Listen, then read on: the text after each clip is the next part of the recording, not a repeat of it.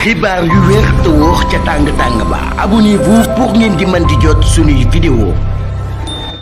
jërë ngeen jëf ci ànd gi ak ñun ci chaîne bii di Buzz 221 HD juróom ministre yi nga xam ne ñoom lañ doon tudd ci mbirum luubal Ismaïla Madior Fall daal ci bokk Ndeye Saly Mansour Faye Sophie Galdima ak ki nga xam ne moo di Moustapha Diop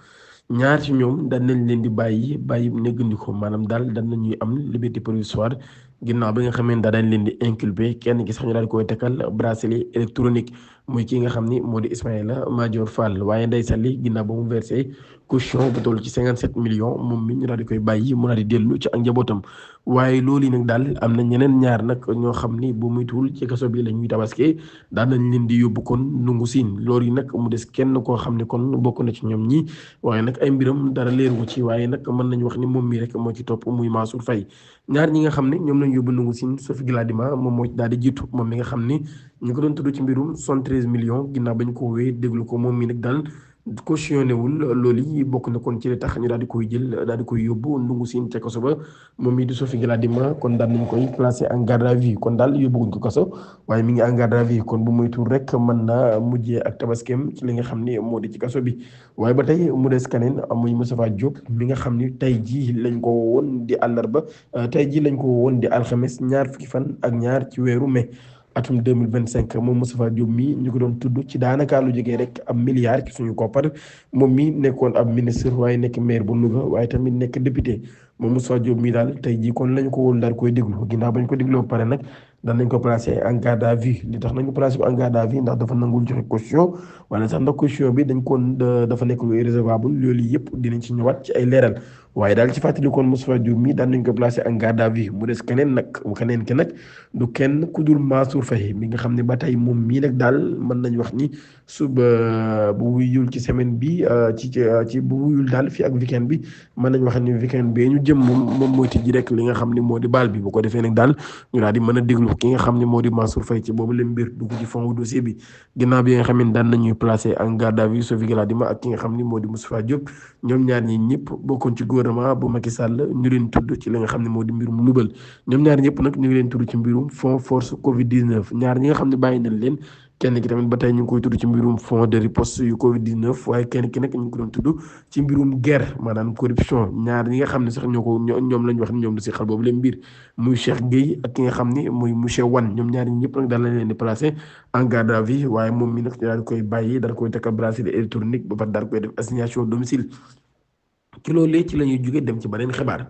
ci mbirum gendarmerie la ñuy dugg la général Moussa Fall moom mi daan nay dem retraite maanaam kon dallu ji na général Moussa Fall nekkoon haut commandant de la gendarmerie nationale daan nay dem retraite ginnaaw bi nga xamee ni am na juróom-benn fukki at ak ñaar muy 62 ans ginnaaw bi nga xamee nag daan nay def 36 ans de service maanaam fanweeri at ak juróom-benn kon ci la liggéey daal en tant que koo xam nag homme de tenue la loolu yi source am moo ko daal di xamle ginnaaw bi nga xamee nag daal moom mi départ am mi ngi waroon doon ci mai 2023 daan nañ ko nag reposé yokk ci yeneen ñaari at daal loolu nag ab décret la boo xam ne l'ex-président Macky Sall moom moo ko daal di jëloon ci carrière nag daal moom mi daan nay am ay poste yu bëree bëri moom général Moussa Fall bokk na ci chef de la section des recherches de Dakar et gouverneur militaire du palais présidentiel moom mi nga xam ne moo di le général Moussa Fall kon mën nañu wax ni daan nay am retraite ñu mën a dem rek dallu ji bu baax a baax moom mi nga xam ni moo wuutu woon Jean Baptiste Tine mi nekk ministre de l'intérieur ca bopp gouvernement ba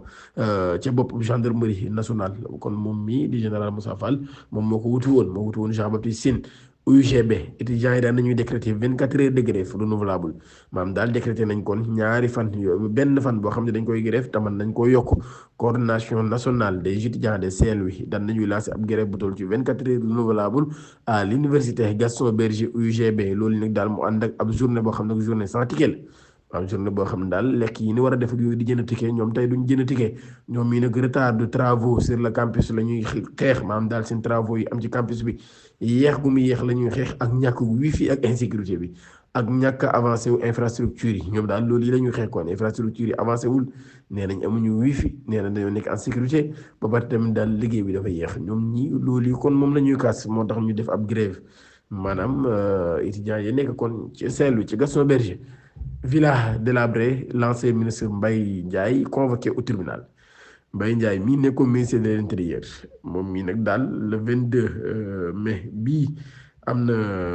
jeudi 22 mai ca Dakar daal am na ab plainte nag boo xam ni ma ngi ko fay xaar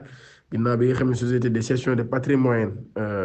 bâti de l'État di je sais pas moom moo ko daal di yóbbu ci yoon ginnaaw bi nga xam ne daal wax na ni Mbaye Diagne bii daal kër gañ ko joxoon mu nekkoon ak këru fonction ba mu nekkee ministre ba mu fa jugee mu continuer di ko yor daal kër googee la mbay yàqu ba mu yàq yaxeet maanaam daal kër ga daanakaa rek mbay dañu doon def lu ko neex loolu yi moo tax kon mbay mii daal jël ko yóbbu ko ci yoon ngir mbay indi ay leeral baa mu fay waaw lu ci mën di demee daal mbay moom yóbbu nañ ko ci tribunal Koungheul lu day waar moo fa xew ab infirmerie chef de poste premier suspect bi daan nañ koy jàpp infirmerie chef de poste boobu yi daal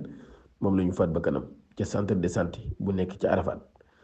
kii nga xam ne nag infirmier bi la di chef de poste moom mii nag daal ginnaaw bi nga xamee ni dañ koo fekk rek doon ko agressé ngir jël alalam ci la jàppante ak moom ba ñu faat ba kanam am na nag kenn ci ñoom koo xam daan nañ koy jàpp moom mii mi ngi tudd Mamadou Samba Diallo moom ki nga xam ne moo ñàkk ba kanam moom infirmier chef de poste bu Arafat boobee nekk ci ab village ci commune de Missirah Wadène ci département bu Koungheul Kaffrine moom mii nag daal dañ koo faat ba kanam loolu mi ngi xew mardi ñaari fan ci weeru mai bi 4 heures du matin jotee ay nit yoo xam ne ay defkatu ñaawteef lañ ñoo armé wu attaqué ko daal ngir nag daal di jël ay xalam ak yu ni mel ci loolu yi nag daal moom mii ci la jàppante ak ñoom jàppante yu metti lool ba ci la jaaree ñàkk ba kanam kenn ci ñi nga xam ne nag ñoom lañ jàpp ne ñoo ko def daan nañ koy teg loxo kon daal ñi ko def kenn ci ñoom daan nañ koy teg loxo mu nekk nag mbir mu doy waar. Le corps sans vie d'un étudiant repêché à la corniche de Dakar ab étudiant daal bu xam ne moom lañ fekkum néewam ci corniche bu Dakar bi muy lu doy waar moom tamit ci corniche bu Dakar bii daal mbir mu doy waar a fa xew ci weekend bi Mohamed Ndoye la wuyoo di ab étudiant en sciences politiques à la faculté des sciences juridiques et politiques FSJP de l'université Cheikh Anta Diop di Dakar moom mii moo daal di ñàkk bakkanam témoins yi nag daal nee nañ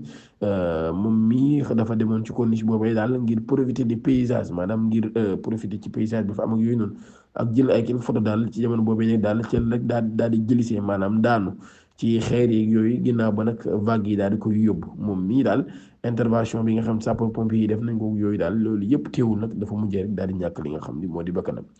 ñeenti taalibe ya faatu ca Louga ka leen doon jàngal daal nañ koy tëj 3 weeri kaso yoo xam ni du ko tëdd loolu nag ñu ngi koy toppee mise en danger la vie d'autrui maanaam daal dugal ci guuta dundug doomu aadama tribunal bu grande instance de Louga daal ñoom ñoo joxe boobu lépp dogal loolu nag ñu ngi ko joxe mercredi démb ci mbir mu doy waar ma xew ci localité de Thiénaba Kajoor am maître coranique boo xam ne dañ koo tëj 3 weeri kaso yoo xam ne du ko tëdd ginnaaw bi ay taalibeem faatoo ñoom ñi nag daal moom mi nag ñu ngi ko toppee homicide involontaire ouverture illégale d'un internat et mise en danger de la vie d'autrui